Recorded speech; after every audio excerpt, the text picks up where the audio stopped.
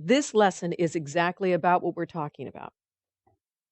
It is so easy for us to get distracted by the world, to get distracted by the things, by the successes, by the failures of this world. And what we want to do is be productive instruments of healing. And how do we do that? We do that by allowing our minds to be given to the Holy Spirit to be of service. How may we be of service? To Chris, to Tyranny, to those we love, to our family and friends, to this world. Help me, Father. I want to be your gift, your service, your servant. Direct me how that may be. And you may be short because things are going on in our lives. That's okay. That's okay. We've all been there. Don't let that become the rule of your life. Move on. Move on. We love you dearly. Okay? This little paragraph at the end of it, it says, Father, my mind is open to your thoughts. That's important. My mind is open to your thoughts. What is God thinking right now? What is he thinking about when we get upset and become angry or become frustrated in a circumstance or situation, when we are going through a health challenge, when we are going through panic about finances or relationships? What is he thinking? What do you think he's thinking? What do you think, Paul? There's no separation. He says, you are my holy child in whom I'm well pleased. My desire is to help you in any way I can. Open your mind to me. Move past the fear, move past the concern, move past any of the blocks. Let me in. I can help you be the instrument of healing that you need to be for me right now. Father, my mind is open to your thoughts. I want to be open. That doesn't mean we're not going to have these challenges. Of course we are. But I want to be open to your thoughts and closed today to every thought but yours.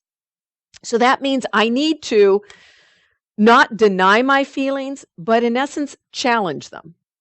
When those fearful thoughts come up, is there a valid reason for me to be in this fearful thought? Is there a valid reason for me to be in this angry thought? If there is, let me look at it and let me ask the Holy Spirit to help me see this as he would see it. And then let's move past it. Let's not stay there. I remember one time, maybe you've had this. I was driving to the office, to the center here when we were over in Fullerton. I was driving along and all of a sudden I had this tense nervousness inside me, just like I was afraid.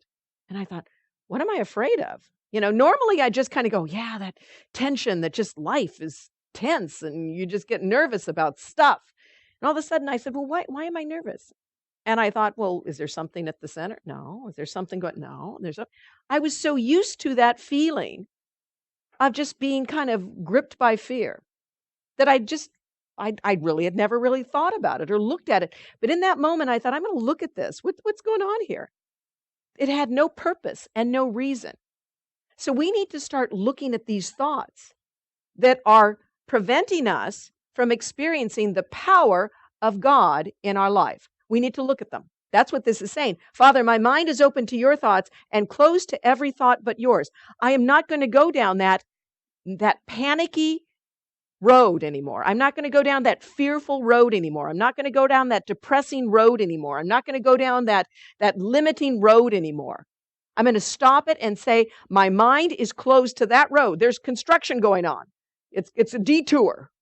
There's a detour going on. I'm going to go the other way now.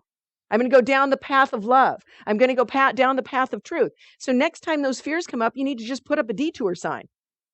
Detour, we're going down the road of peace. We're going to go down the road of saying, help me, Father.